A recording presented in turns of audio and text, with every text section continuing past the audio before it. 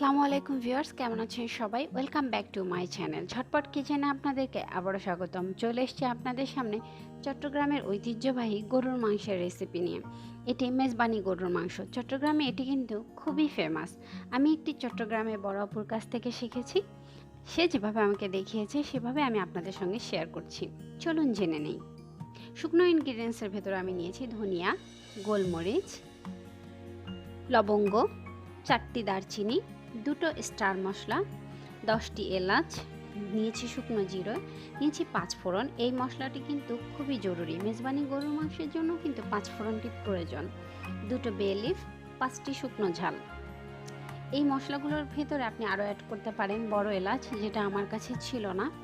শুকনো ইনগ্রিডিয়েন্টসগুলোকে সুন্দরভাবে ভেজে আমি ব্লেন্ড করে নেব। অপরদিকে গরুর মাংসের ভিতরে আমি 2 কেজি পরিমাণ গরুর মাংস নিয়েছি। গরুর মাংসটা একটু চর্বিযুক্ত গরুর মাংস নিতে হবে, যেখানে একটু চর্বি এবং হাড় সহ গরুর মাংসটি থাকবে, অনেকটা থলথলে মাংস হবে। মাংসটাকে আমি এবার ম্যারিনেশনের জন্য রেডি করে নিব। আমি ধুয়ে সুন্দরভাবে পরিষ্কার করে নিয়েছি।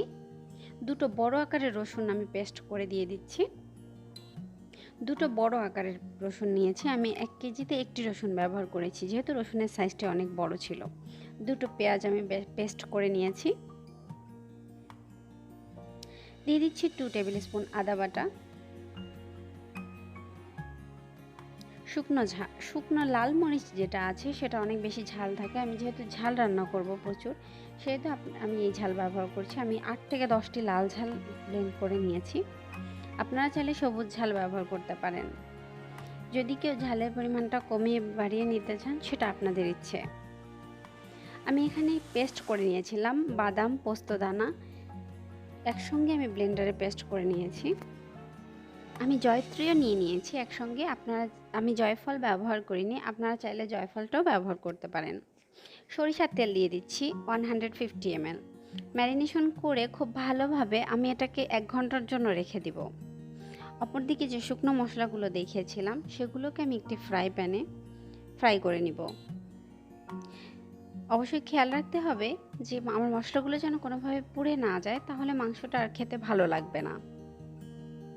একটু লো হিটে সময় নিয়ে আমি মশলাগুলোকে ভেজে নিব। এই মশলাগুলো আপনারা যে পরিমাণ একটু বেশি করে নিয়ে একটি বয়ামে সংরক্ষণ করতে পারেন, বাট আমি খুবই সামান্য পরিমাণ নিয়ে নিয়েছি। মশলাগুলোকে আমি ব্লেন্ড করে নিব। একটি কড়াইতে সরিষার তেল নিয়ে নিয়েছি। মেজবানি গরুর মাংস কিন্তু সরিষার তেলেই রান্না করতে হয়। 2টো বড় আকারের পেঁয়াজ আমি বেরেস্তা করে নিব। একটু ব্রাউনি কালার করে মাংস আমি পেঁয়াজের ভেতরে দিয়ে দিব। আপনারা চাইলে মাংসটাকে 2 থেকে 3 ঘন্টার জন্য ম্যারিনেটেড করে রাখতে পারেন। আমি জাস্ট 1 ঘন্টার মতো করে করেছি। এবার আমি এর ভিতরে শুকনো অন্য যে ইনগ্রিডিয়েন্টসগুলো ছিল একে একে সেগুলো নিয়ে নিব। একটু নেড়েচেড়ে এবার অন্য ইনগ্রিডিয়েন্টসগুলো দিয়ে দিব। 3 স্পুন পরিমাণ লবণ দিয়ে দিচ্ছি। আপনারা লবণের পরিমাণটা চাইলে কমিয়ে বাড়িয়ে দিতে পারেন, পরেও অ্যাডজাস্ট করে নিতে পারেন। আমি এখানে প্রথমে 3 স্পুন পরিমাণ লবণ দিয়ে দিচ্ছি। দিয়ে দিব কারি পাউডার 3 টেবিল স্পুন পরিমাণ। ভিউয়ার্স, আমি কারি পাউডারটা ব্যবহার করি। এখানে বাবার্সের কারি পাউডারটা খুবই ভালো, আপনাদের হাতের কাছে না থাকলে সমস্যা নেই। 2 টেবিল স্পুন শুকনো ঝাল গুঁড়ো, এটা কালারের জন্য। হলুদ গুঁড়ো 1.5 টেবিল স্পুন হলুদ গুঁড়ো। এগুলোকে দিয়ে আমি ভালোভাবে মশলাগুলোকে মিশিয়ে নেব এবং ব্লেন্ড করে রাখা যে মশলাটা ছিল সেটাও আমি 3 ভাগের 2 ভাগ এখানে দিয়ে দিব। বাকি 1 ভাগ আমি শেষের দিকে মিক্স করে নিব।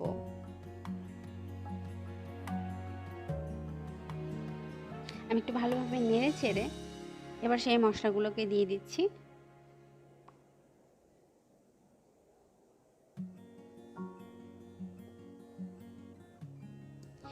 মেজবানি গরুর মাংসে এই মশলাটাই কিন্তু দিতেই হবে।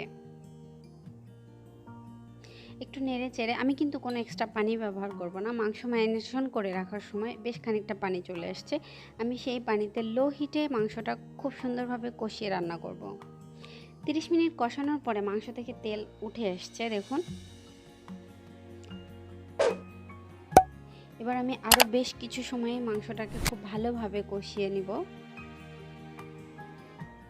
আমি মাংসে এক্সট্রা কোনো পানি ব্যবহার করছি না, দুটো স্টার মশলা দিয়ে দিচ্ছি, এটা জাস্ট ফ্লেভারের জন্য।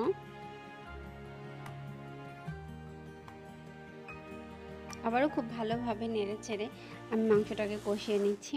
ভিউয়ার্স, আমি আগেই বলেছি আমি কোনো পানি ব্যবহার করব না, মাংসে যে পানি আছে সেটা দিয়ে আমি রান্না করব। সেক্ষেত্রে আমাকে একটু বেশি সময় নাড়াচাড়া করে নিতে হবে। চলে আসছি 1 ঘন্টা পরে।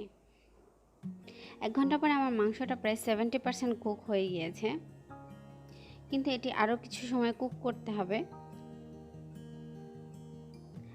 30 মিনিট কুক করার পর আমার মাংসটা কিন্তু একদম রেডি হয়ে গিয়েছে। এবার আমি বাকি যে মশলাগুলো ছিল সেটি দিয়ে দিচ্ছি।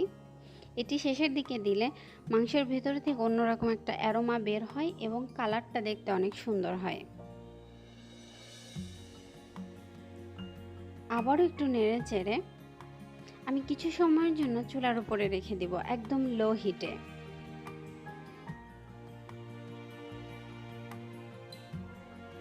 কভার দিয়ে ঢেকে আমি লো হিটে রেখে দিচ্ছি, ফিরছি কিছু সময় পরেই। ভিউয়ার্স, আমার মাংস কিন্তু একদম সার্ভিংয়ের জন্য রেডি হয়ে গিয়েছে। দেখার সৌন্দর্যের জন্য আমি এই পর্যায়ে কিছু কাঁচা ঝাল দিয়ে দিব, জাস্ট 5-7টি কাঁচা ঝাল দিয়ে দিব, যেন একটা সুন্দর কালার চলে আসে। দেখুন মাংসটা কতটা সুন্দর হয়ে গিয়েছে।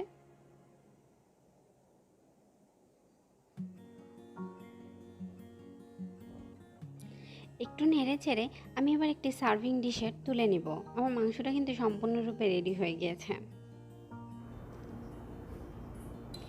উপর থেকে আমি একটু পেঁয়াজ বেরেস্তা দিয়ে আর কাঁচা ঝাল যেগুলো দিয়েছিলাম সেগুলো দিয়ে ডেকোরেশন করে নিয়েছি। দেখুন মাংসটা দেখতে কতটা সুন্দর হয়েছে, এটা কিন্তু খেতেও ততটাই মজা। আমি কোনো এক্সট্রা পানি ব্যবহার করিনি, সো আমি যে পানি ছিল সেটা দিয়ে রান্না করেছি। এটা কিন্তু অসাধারণ খেতে। আমার রেসিপিটি যদি আপনাদের ভালো লেগে থাকে বাসায় অবশ্যই ট্রাই করবেন এবং আমাকে কমেন্ট বক্সে জানিয়ে দেবেন রেসিপিটি কেমন হয়েছে। যারা এখনও আমার চ্যানেলটিকে সাবস্ক্রাইব করেননি প্লিজ সাবস্ক্রাইব করে দিবেন এবং পাশে থাকা বেল আইকনটি ক্লিক করে দিবেন আমার সাথে থাকার জন্য। আর যারা অলরেডি সাবস্ক্রাইব করেছেন তাদেরকে অসংখ্য ধন্যবাদ আমাকে সাপোর্ট করার জন্য। দেখুন মাংস কতটা নরম হয়ে গিয়েছে, একটু ছিঁড়ে দেখিয়ে দিচ্ছি আমি। চলে আসবো পরবর্তী রেসিপি নিয়ে। ততক্ষণ পর্যন্ত সবাই ভালো থাকবেন। আল্লাহ হাফেজ।